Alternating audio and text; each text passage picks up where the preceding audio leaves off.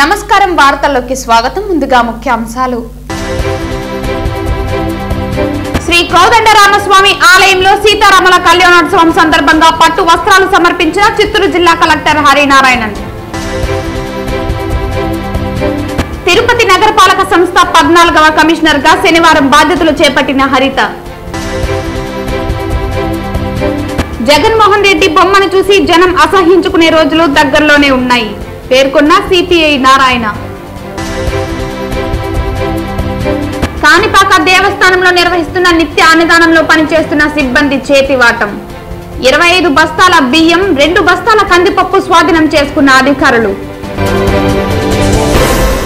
వార్తల్లోని వివరాలు. చిత్తూరు పట్టణం నందు అతి పురాతనమైన ప్రముఖ శ్రీ కోదండరామస్వామి దేవస్థానంలో శ్రీవారి వార్షిక బ్రహ్మోత్సవాలలో భాగంగా మార్చి 29 నుండి ఏప్రిల్ 9వ తేదీ వరకు బ్రహ్మోత్సవాలు అతి వైభవంగా నిర్వహిస్తున్నారు. ఇందులో భాగంగా శనివారం సాయంత్రం శ్రీ సీతారాముల తిరు కళ్యాణోత్సవం సందర్భంగా జిల్లా కలెక్టర్ హరినారాయణ్ స్వామివారికి భక్తి ప్రపత్తులతో పట్టు వస్త్రాలు సమర్పించారు. పట్టు వస్త్రాలు సమర్పించేందుకు విచ్చేసిన జిల్లా కలెక్టర్ కు మంగళ వాయిద్యాల నడుమ దేవస్థాన అర్చకులు స్వాగతం పలికారు. అనంతరం శ్రీ సీతారాముల వారిని కలెక్టర్ దర్శించుకున్నారు. జిల్లా కలెక్టర్ కి వేద పండితులు ఆశీర్వచనంతో తీర్థ ప్రసాదాలు అందజేశారు.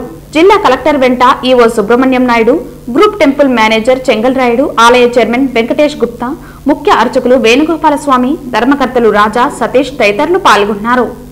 జిల్లాను అభివృద్ధి పదంలో ముందుకు నడుపుతూ అన్ని రంగాలలో మొదటి స్థానంలో నిలిపేందుకు జిల్లా కలెక్టర్ గా హరినారాయణ చేసిన సేవలు మరువలేనివని రాష్ట్ర ఉప ముఖ్యమంత్రి నారాయణస్వామి తెలిపారు. శనివారం సాయంత్రం ఉప ముఖ్యమంత్రి కలెక్టర్ ను క్యాంపు కార్యాలయంలో కలిశారు. ఈ సందర్భంగా బదిలీపై వెళ్తున్న జిల్లా కలెక్టర్ ను ఘనంగా సత్కరించారు.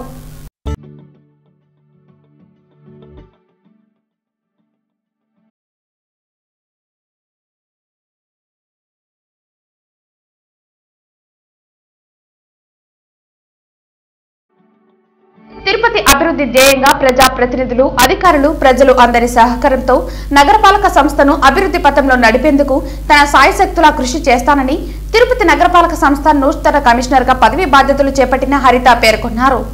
తిరుపతి పురపాలక సంస్థ నుంచి 2007లో నగరపాలక సంస్థగా ఆవిర్భవించింది. తిరుపతి నగరపాలక సంస్థ ఏర్పడ్డాక 13 మంది కమిషనర్లు మారారు. 14వ కమిషనర్ గా హరిత శనివారం కార్పొరేషన్ కార్యాలయంలోని కమిషనర్ ఛాంబర్లో పదవి బాధ్యతలు చేపట్టారు. ఈ సందర్భంగా మున్సిపల్ కార్పొరేషన్ కార్యాలయంలోని అన్ని శాఖలకు చెందిన అధికారులు, ఉద్యోగులు, సిబ్బంది కలిసి నూతన కమిషనర్ కు శాలువాలు కప్పి పుష్పగుచ్చాలు ఇచ్చి అభినందనలు తెలిపారు. ఈ సందర్భంగా ఆమె మాట్లాడుతూ తిరుపతి నగరంలో జరుగుతున్న మాస్టర్ ప్లాన్ రోడ్ల అభివృద్ధి, అలాగే నగరంలో జరిగే స్వచ్ఛ సర్వేక్షణలో తిరుపతిని ప్రథమ స్థానంలో నిలిపేందుకు కృషి చేస్తానని అన్నారు.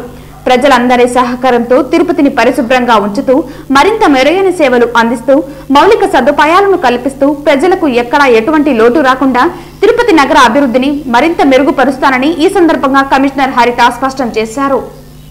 ఈరోజు తిరుపతి నగరపాలక సంస్థకు కమిషనర్గా బాధ్యతలు చేపట్టడం జరిగింది. గతంలో అదనపు కమిషనర్గా ఇక్కడ పనిచేసిన అనుభవంతో, అలాగే ఇన్ని రోజులు నెల్లూరు కమిషనర్గా చేసిన అనుభవంతో తిరుపతి అభివృద్ధి ధ్యేయంగా ప్రజాప్రతినిధులు, అధికారులు, తిరుపతి ప్రజలు అందరి సహకారంతో నగరపాలక సంస్థను అన్ని విధాలుగా అభివృద్ధి పదంలో నడిపించడానికి నా సాయశక్తుల కృషి చేస్తాను. అలాగే ఇటీవలే చేపట్టిన ఈ మాస్టర్ ప్లాన్ రోడ్ల అభివృద్ధి, మనకు రాబోయే రోజుల్లో వస్తున్న స్వచ్ఛ సర్వేక్షణ, అలాగే తిరుపతిని పరిశుభ్రంగా ఉంచడానికి ప్రజలకు మరింత మెరుగైన సేవలు కల్పిస్తూ మౌలిక సదుపాయాలు కల్పించడంలో ఎక్కడ కూడా ఎటువంటి లోటు రాకుండా 100% కృషి చేసి తిరుపతిని అభివృద్ధిని మరింత మెరుగుపరుస్తానని తెలియజేస్తున్నాను. తిరుపతి జనసేన నాయకులు వినూత నిరసనకు శ్రీకారం చుట్టారు.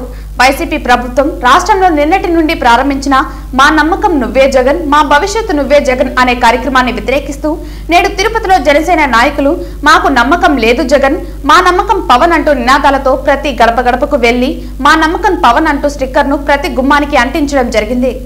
ఈ కార్యక్రమంలో Tirupati incharge Kiran Royal, Tirupati town president Rajareddy మీడియాతో మాట్లాడుతూ జగన్మోహన్ రెడ్డి ఏం సాధించాడని, మళ్లీ జగన్మోహన్ రెడ్డి రావాలని ప్రజలు అనుకుంటారని, వైసీపీ ప్రభుత్వాన్ని ప్రజలు నమ్మే పరిస్థితుల్లో లేరంటూ ఇవాళ తిరుపతి ప్రజలు అంటున్నారని పేర్కొన్నారు.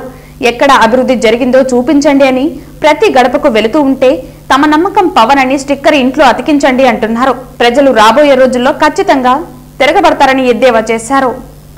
ఈ రాష్ట్ర ప్రజల్ని ఒక్క అవకాశం అనే పేరుతో మోసం చేసి 151 స్థానాలు అధిక మెజార్టీతో గెలిచి ఏదో ఈ రాష్ట్రానికి ఏదో చేస్తాడు, ఈ రాష్ట్రం ముందుకెళ్తుందంటే రాష్ట్రం ఈ దేశంలోనే దివాలా తీసిన రాష్ట్రంగా ముందుకు తీసుకెళ్లిన జగన్మోహన్ రెడ్డి గారు మళ్ళా సిగ్గు లేకుండా ప్రజల్లోకి వచ్చి ఏం చేశానని చెప్పి ఆయన ఏమైనా ఉద్యోగాలు ఇచ్చాడా, రాజధానులు కట్టాడా, ప్రజలకు పనికొచ్చే లాభాలు ప్రజలకు అవసరమైన వస్తువుల మీద కానీ దేని మీదైనా సరే భద్రత చూసాడా? ఎలా పరిస్థితుందండి రాష్ట్రంలో? కబ్జాలు, అత్యాచారాలు, మానభంగాలు, అరాచకాలు, రౌడీయిజం, బ్లాక్మెయిల్ ఇన్ని చేసి గంజాయి మాఫియా ఇన్ని చేసిన ముఖ్యమంత్రి మళ్ళా నాకు జగన్ మీద నమ్మకం అని చెప్పి ఇక్కడ స్థానికంగా నాయకులతో రాష్ట్ర వ్యాప్తంగా సిగ్గు లేకుండా కార్యక్రమం చేపట్టాడు. ఆ కార్యక్రమం పేరు మాకు నమ్మకం జగన్ అంట. మళ్ళీ ఆయనే రావాలంట. ఎందుకైనా రావాలి? ఇప్పుడే సర్వనాశనం అయిపోయినాం అందరం. ఇంకోసారి కానీ వస్తే ఎవరైతే స్టిక్కర్లు వేశారో వాళ్ళందరూ ఈ రాష్ట్రం నుంచి ఆధార్ కార్డులు మార్చుకుని పక్క రాష్ట్రానికి వెళ్ళిపోతారు. అలాంటి పరిస్థితి రాకూడదని చెప్పి ఎవరికైతే స్టిక్కర్లు వేశారో ఆ ప్రతి ఇంటికి పోయి చెప్తున్నాం, అమ్మ ఈ స్టిక్కర్లు మీకు వేసినందుకు మేము చెప్తున్నాం, దయచేసి మళ్ళీ ఒకసారి జగన్ వస్తే ఈ స్టిక్కర్లు వేసే మీ ఇల్లు ఉండదు, మీరు ఉండదు. కాబట్టి ఒకసారి పవన్ కళ్యాణ్ గారికి అవకాశం ఇద్దామని చెప్పి నిరసనగా ఈరోజు మేము తిరుపతి జనసేన పార్టీ ఆధ్వర్యంలో మాకు నమ్మకం లేదు జగన్, మాకు నమ్మకం పవన్ అనే ఒక స్టిక్కర్ని ఎక్కడైతే వైఎస్ఆర్ కాంగ్రెస్ పార్టీ అతికిచ్చారో దానిపైనే మేము ఈ స్టిక్కర్లు అంటించి నిరసన వ్యక్తం చేస్తున్నాం.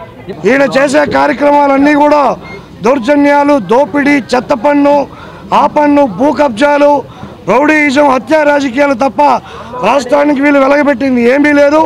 ఇవన్నీ కూడా ప్రజలు చూస్తూనే ఉన్నారు. ఈరోజు ప్రజలు స్వచ్ఛందంగా తిరుపతిలో మేము స్టిక్కర్లు వేస్తుంటే స్వచ్ఛందంగా వచ్చి స్టిక్కర్ గోడ పైన కాదునైనా ఆ ముఖ్యమంత్రి మొహం పైన, ఎమ్మెల్యే మొహం పైన వేయండి స్టిక్కరు, అప్పటికైనా వాళ్ళకి బుద్ధి వస్తుందా లేదా అని ప్రజలు స్వచ్ఛందంగా వచ్చి చెప్తున్నారు. ఈ స్టిక్కర్ల కార్యక్రమం ఒక తిరుపతిలోనే కాదు, రాష్ట్రం మొత్తం కూడా ప్రతి ఇంటికి స్టిక్కర్ వేసి ఈ యొక్క బటన్ ముఖ్యమంత్రిని తొందరలో ఈ రాష్ట్రం నుంచి ప్రజలే తరిమేస్తారని చెప్పి కూడా మేము తెలియజేస్తున్నాం. తిరుపతి బైరాగి పట్టణంలోని సిపిఐ కార్యాలయంలో రాష్ట్రంలో దళితులు, మైనారిటీలు, మహిళలపై జరుగుతున్న దాడులకు నిరసనగా సిపిఐ డిహెచ్పిఎస్ ఆధ్వర్యంలో అఖిలపక్ష రౌండ్ టేబుల్ సమావేశం నిర్వహించారు. ఆనాడు డాక్టర్ సుధాకర్ గారు మాస్కులు అడిగిన దానికి ఆయన్ని పిచ్చోని చేసి ఈదిలోనే చంపడం జరిగింది. అదేవిధంగా డాక్టర్ రజని ఆమె గవర్నమెంట్ హాస్పిటల్లో సక్రమైన పద్ధతిలో మెడిసిన్ లేదని చెప్పేసి ఆమె అడిగిన దానికి ఆమెను దాదాపు 3 సంవత్సరాల పాటు ఒక దళిత మహిళగా ఉన్నటువంటి డాక్టర్ని ఇబ్బంది పెట్టినటువంటి పరిస్థితి వచ్చింది. ఈవేళ అదేవిధంగా స్వయాన గుంటూరుకు సంబంధించినటువంటి ఎమ్మెల్యే, ఒక దళితగా ఉన్నటువంటి ఎమ్మెల్యే, ఆమె ప్రజాస్వామ్యం ఓటర్స్ ద్వారా గెలిచినటువంటి ఎమ్మెల్యే ఈవేళ ఆమె సమస్యలపైన, ఆమె ఆఫీసులపైన దాడులు చేసి అదేవిధంగా ఫర్నిచర్స్ మొత్తం కూడా దాడులు చేస్తే వాటిని ప్రశ్నించేటువంటి పరిస్థితి లేకుండా ఈవేళ ఆమె నేరుగా హైదరాబాద్లో వాళ్ళ ఇంటి దగ్గర హౌస్ అరెస్ట్లో ఉన్నటువంటి పరిస్థితి ఈవేళ ఉన్నది. అది కాకుండా ఈ రాష్ట్రంలో దళితులపైన అనేకమైనటువంటి సమస్యలపైన, కల్తీ మద్యం పైన ప్రశ్నించినటువంటి వారిని విజయవాడ, గుంటూరు, మన తెనాలి ప్రాంతంలో దళితులపైన కల్తీ మద్యం అని చెప్పేసి ప్రశ్నిస్తే వారిని శిరోమండలి దీని కింద అతన్ని రోడ్లో పెట్టి గుండు గీయించి వాళ్ళని చంపడం జరిగింది. ఈవేళ డ్రైవర్ సుబ్రహ్మణ్యం, ఎమ్మెల్సీగా ఉన్నటువంటి అతను డ్రైవర్ సుబ్రహ్మణ్యుని అతన్ని అదేదో అతను ఒక గంజా వ్యాపారమో లేకపోతే ఇన్లీగల్ కాంటాక్ట్ సంబంధించిన అంశం పైన ఉందని తెలుసనే ఉద్దేశంతో అతన్ని స్వయాన డ్రైవర్ సుబ్రహ్మణ్యుని ఒక ఎస్సీని చంపి డైరెక్ట్గా తీసుకెళ్ళి వాళ్ళ ఇంటికాడికి శవాన్ని ఎత్తుకోమైనటువంటి ఘనత ఈవేళ ఈ రాష్ట్ర ప్రభుత్వం ఉంది. దళితులపై విపరీతమైనటువంటి దాడులు నిర్వహిస్తూ ఉన్నారు. వెలుగులోకి వచ్చినటువంటి అంశాలు ఇవి. మహిళలపైన అత్యాచారం చేస్తూ ఉన్నారు. అనేకమైనటువంటి ఈరోజు రాష్ట్రంలో మహిళలపైన, ఎస్సీ ఎస్టీలపైన దాడులు చేసి అత్యాచారం చేసినటువంటి మహిళలపైన కంప్లైంట్ చేస్తే ఎన్ని కేసులు కట్టినారని చెప్పేసి మేము చెప్తా ఉన్నాం. అందుకోసం ఈవేళ అన్ని రాజకీయ పార్టీలు, ప్రజా సంఘాలు అన్నీ కూడా ఏకమై ఈవేళ ఈ నెల 11వ తారీఖున చలో విజయవాడ కార్యక్రమం పెట్టాం. దళితులపైన దాడులు ఆపకపోతే ఇప్పటికైనా దళితులు ఆపండి. ఈ దళితులపైన, ఎస్సీలపైన, ఎస్టీలపైన, మైనారిటీలపైన జరిగేటువంటి దాడులకు వ్యతిరేకంగా ఈ నెల 11వ తేదీ చలో విజయవాడ కార్యక్రమం జయప్రదం చేయాలని చెప్పేసి ఈవేళ అన్ని 26 జిల్లాల్లోనూ నిన్న ఈరోజు 2 రోజుల పాటు ఈ రౌండ్ టేబుల్ సమావేశాలు నిర్వహిస్తూ ఉన్నాం. అందులో భాగంగా తిరుపతి పట్టణంలో కూడా ఈ రౌండ్ టేబుల్ సమావేశం నిర్వహిస్తూ ఉన్నాం. శ్రీకాళహస్తీశ్వర ఆలయానికి సోమవారం సందర్భంగా అంచనాలకు మించి భక్తులు హాజరయ్యారు. సమయంలో భక్తులు ఇబ్బందులు ఎదుర్కోకుండా ముందు జాగ్రత్త చర్యలు తీసుకున్నారు. ఆలయ ఈవో సాగర్ బాబు, ఆలయ చైర్మన్ క్యూలైన్లను పర్యవేక్షించారు. సోమవారం సందర్భంగా ఉదయం నుంచే రావుకాల సమయంలో అధిక మంది భక్తులు రాహుకేతు పూజలను చేయించుకున్నారు. క్యూలైన్లు నిండిపోయాయి. ముఖ్యంగా 500 రూపాయలు, 750 రూపాయల పూజా టికెట్లు కొనుగోలు చేసిన భక్తులు రాహుకాలంలో పూజలు జరిపించుకొనుటకు క్యూలైన్లో చేరారు. దాంతో వృద్ధులు, పసిబిడ్డలు ఇబ్బంది పడకుండా ఈవో సాగర్ బాబు, ఆలయ చైర్మన్ పర్యవేక్షించారు. క్యూలైన్లలో భక్తులకు ఎవ్వరూ ఏమి అడిగినా ఇవ్వరాదని భక్తులను చైతన్యవంతుల్ని చేశారు. అంతేకాక రాహుకేతు దోష నివారణ పూజలు నిర్వహించే మండపాలు ఆకస్మికంగా తనిఖీ చేశారు. అలాగే కంచుగడప, స్వామి అమ్మవార్ల అంతరాలయ దర్శనాలను పరిశీలించారు. సమైక్య స్ఫూర్తిని దెబ్బతీసేలా తెలంగాణ సీఎంపై ప్రధాని విమర్శలు చేస్తున్నారని, 9 ఏళ్ల పాటు కేసీఆర్ అవినీతి ప్రధాని నరేంద్ర మోదీకి కనిపించలేదా అని సిపిఐ నారాయణ ప్రశ్నించారు. తనకు జై కొడితే ఇంటికి పొండి, వ్యతిరేకిస్తే జైలుకు పొండి అనే తరహాలో మోదీ పాలన జరుగుతోందని, నరేంద్ర మోదీ చుట్టూ అవినీతి పరులు ఉన్నా కనిపించలేదా అని ప్రశ్నించారు. దేశ విభజనకు దారితీసేలా వ్యాఖ్యలు చేసిన ప్రధాని తెలంగాణ కన్నా ఏపీలో 100% అవినీతి అధికంగా ఉన్నా ప్రధానికి కనిపించలేదా అని పేర్కొన్నారు. ఏపీ సీఎంఓలో ఆర్థిక నేరస్తులు ఉన్నారని, సీఎం జగన్మోహన్ రెడ్డికి సొంత ఆస్తులు లేవని చెబుతూ ఉంటే సాక్షి ఛానల్, లోటస్ పాండ్, భారతీయ సిమెంట్, బెంగళూరు, తాడేపల్లి, హైదరాబాద్, కడపలలో ఉన్న ఆస్తులు సీఎం జగన్మోహన్ రెడ్డివి కాదా అంటూ ప్రశ్నించారు. ప్రజలనెత్తిన సకల పన్నులు వేస్తున్నారని, సొంత ఆస్తులు అమ్మి జనానికి ఇస్తున్నారా అని ప్రశ్నించారు. ప్రజలకు పావలా ఇచ్చి రూపాయి లాగుతున్నారని పేర్కొన్నారు. కేంద్రం నిధులను ఏపీ సీఎం దారి మళ్లించిన సంగతి ఉండవల్లికి తెలియదా అని, రామోజీరావు జైలులో వెయ్యాలంటే జగన్మోహన్ రెడ్డిని జైలులో వెయ్యాలని సిపిఐ నారాయణ తెలిపారు. రామోజీరావు తప్పు చేసి ఉంటే కాంగ్రెస్ అధికారంలో ఉండగా ఉండవల్లి ఏమి చేశారని ప్రశ్నించారు. ఏపీలో అవినీతి తక్కువ జరుగుతోందా అని, ఇసుక, బూడిద, దుమ్ము అమ్ముకుంటూ ఉన్నా మోదీకి కనిపించడం లేదా అని ప్రశ్నించారు. జగన్మోహన్ రెడ్డి బొమ్మను చూసి జనం అసహ్యించుకునే రోజులు దగ్గరలోనే ఉన్నాయని పేర్కొన్నారు. అంటే మీకు వ్యతిరేకంగా ఉన్న రాష్ట్రాలు, ఏ రాష్ట్రాలు అయితే బీజేపీకి వ్యతిరేకంగా ఉన్నాయో ఆ రాష్ట్రాలపైన కేంద్రీకరిస్తూ ఉన్నారు. కేంద్రీకరించి అబద్ధాలు చెప్తా ఉన్నారు, రాజకీయ దాడులు చేస్తూ ఉన్నారు. మీకున్నటువంటి ఇన్వెస్టిగేషన్ టీమ్స్ని మీరు ఉపయోగించుకునే వాళ్ళపైన దాడులు చేస్తూ ఉన్నారు. ఇలాంటి పద్ధతి కొడిగడితే ఇక భారతదేశం ఒకటిగా ఉండదు. ఏ రాష్ట్రానికి ఆ రాష్ట్రానికి విడిపోయడానికి ప్రయత్నిస్తారు. ఇప్పుడే ఖలిస్తాన్ వాళ్ళు వచ్చేశారు. ఒకప్పుడు బృందనవాలే ఉన్నాడు, హతాకుతం చేసిపోయాడు. ఇప్పుడు బృందనవాలే శిష్యులు మళ్ళా వచ్చి అమృత్సర్లో కూర్చొని మేము ఖలిస్తాన్ వాదం మాదని చెప్తా ఉన్నారు. వాళ్ళేం చేయలేకపోతాడు మోడీ. ఖలిస్తాన్ వాదాన్ని బహిరంగంగా కోరుతూ పోలీస్ స్టేషన్ మీద దాడి చేసి వాళ్ళ ముద్దాయిలను కూడా లాక్కెళ్ళిపోయాడు అమృతపాల్ నేతను. ఇప్పుడు ఆయన బృందనవాలేకి వారసుడిగా ప్రకటించుకున్నాడు. అతను ఏం చేయలేకపోతున్నారు. బ్రిటన్లో, కెనడాలో, అమెరికాలో భారత రాయబారి కార్యాలయం పోయి ఖలిస్తాన్ వాళ్ళు దాడులు చేస్తున్నారు. మీరు కనీసం ఆ ప్రభుత్వాలతో మాట్లాడి మా కార్యాలయం దాడులు చేస్తారు, యాక్షన్స్ కొంచెం చెప్పలేకపోతున్నారు. గత 6 నెలలుగా పంజాబ్ చుట్టుపక్కల ఖలిస్తాన్ వాళ్ళు తిరుగుతుంటే వాళ్ళ జోలికి పోవడం లేదు. దాన్ని పట్టుకొని చేత కాదు మీకు. జాతి ద్రోహులుగా ఉండి రాష్ట్రానికి విడగొడతా ఉన్నటువంటి వాళ్ళని చర్యలు తీసుకొని చేత కాదు.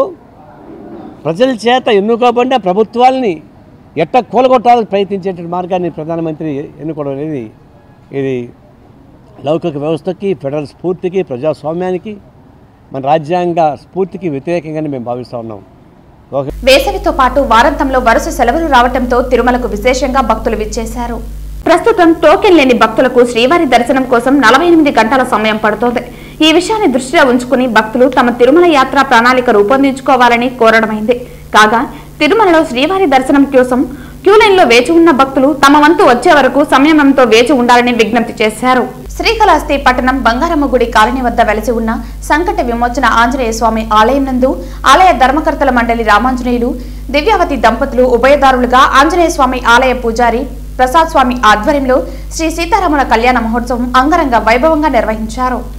ముందుగా కలశ స్థాపన గావించి ధూప దీప నైవేద్యాలు సమర్పించి అనంతరం శ్రీ సీతారామ కళ్యాణ ఆంజనేయ స్వామి ఉత్సవ విగ్రహాలకు వివిధ రకాల పుష్పాలతో సుందరంగా అలంకరించారు.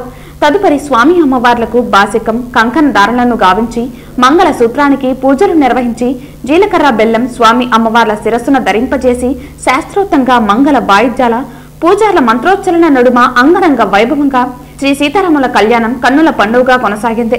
అధిక సంఖ్యలో మహిళలు భక్తులు విచ్చేసి స్వామి అమ్మవార్ల కళ్యాణోత్సవం తిలకించి స్వామి అమ్మవార్ల కృపా కటాక్షాలు పొందారు.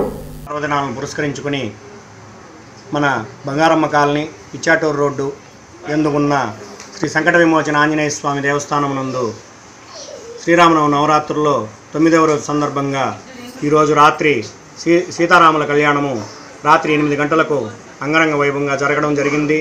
భక్తులందరూ ఈ కళ్యాణోత్సవం నందు పాల్గొని స్వామివారి ఆశీర్వాదాలని పొందారు.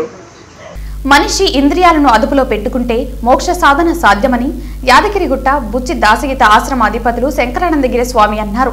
ఇక్కడి సుఖబ్రహ్మ ఆశ్రమంలో జరుగుతున్న ఆశ్రమ వ్యవస్థాపకులు విద్యా ప్రకాశానందగిరి స్వామి 25వ పుణ్యారాధన, స్వామి 110వ జన్మదిన వేడుకలు, ఆశ్రమ 73వ వార్షికోత్సవ సంబరాలలో భాగంగా జగద్గురు ప్రవచన వేదిక మీద పలువురు దేశ నలుమూలలోని పీఠాధిపతులతో ధార్మిక ఉపన్యాసాలు జరుగుతున్నాయి.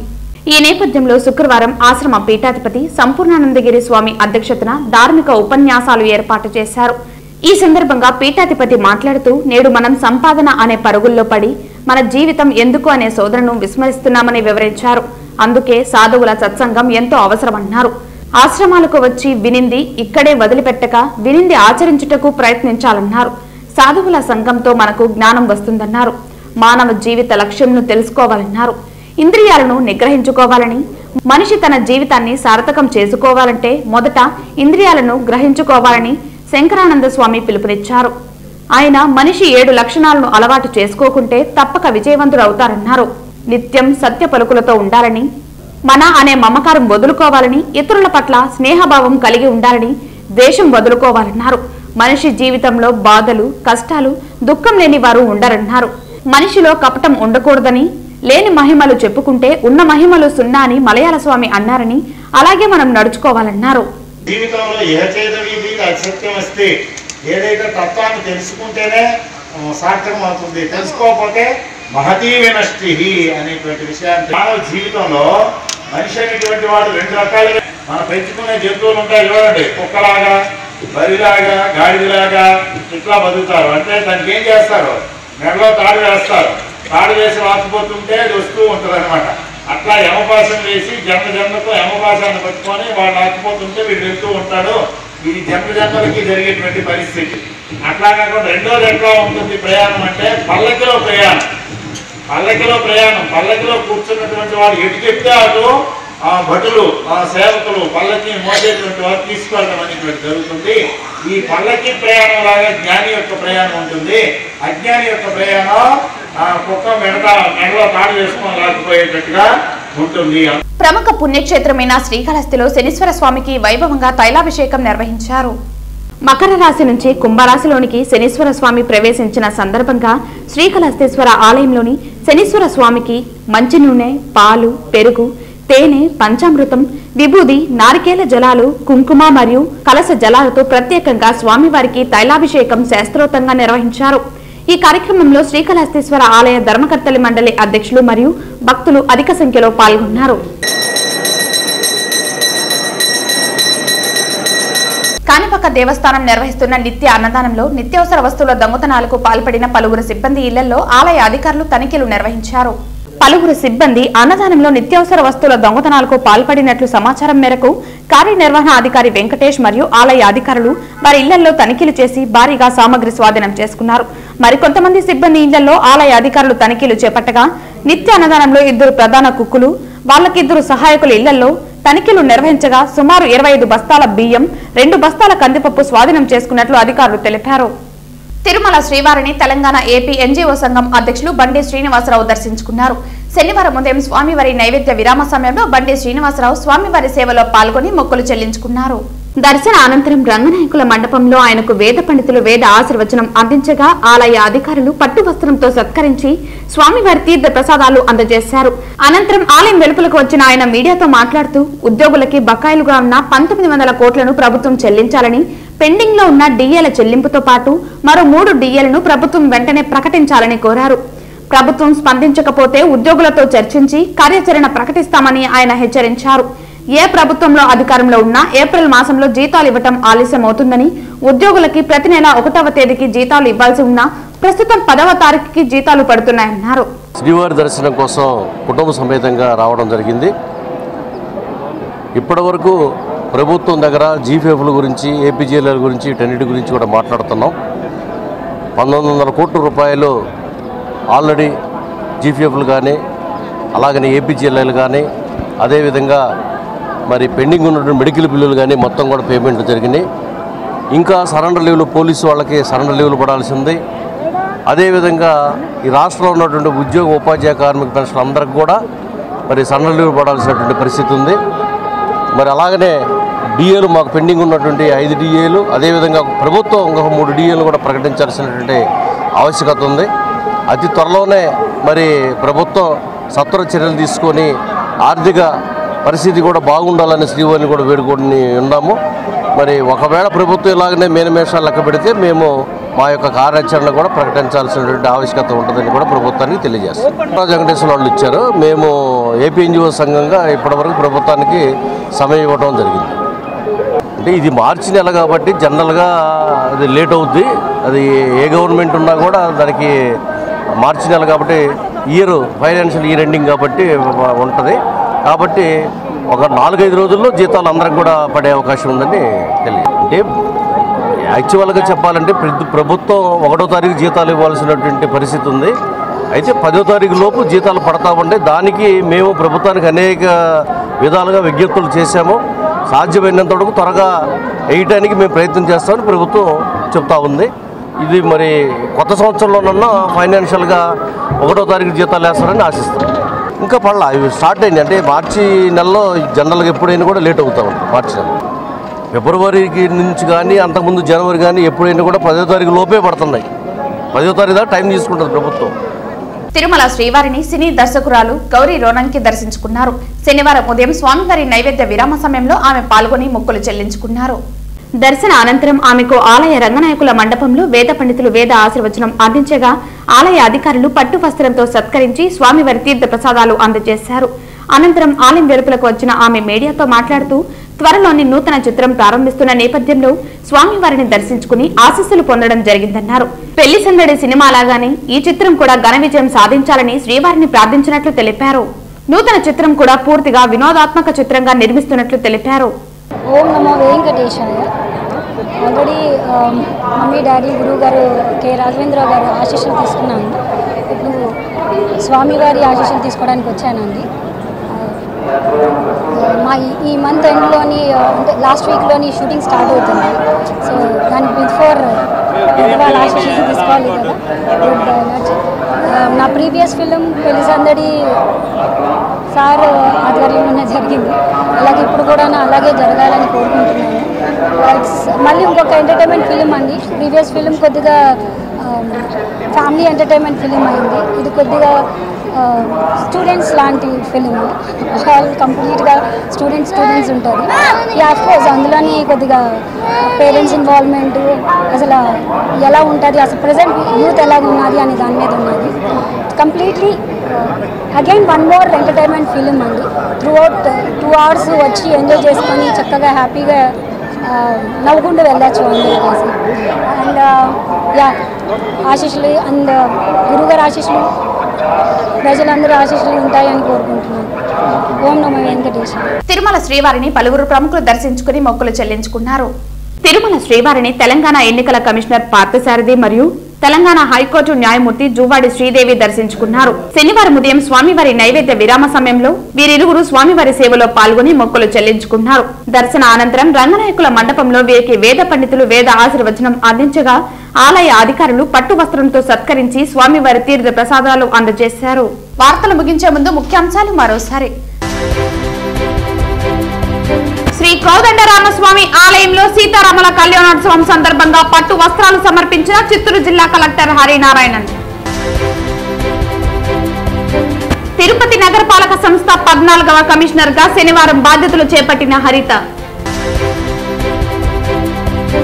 జగన్మోహన్ రెడ్డి బొమ్మను చూసి జనం అసహించుకునే రోజులు దగ్గరలోనే ఉన్నాయి పేర్కొన్న సిపిఐ నారాయణ.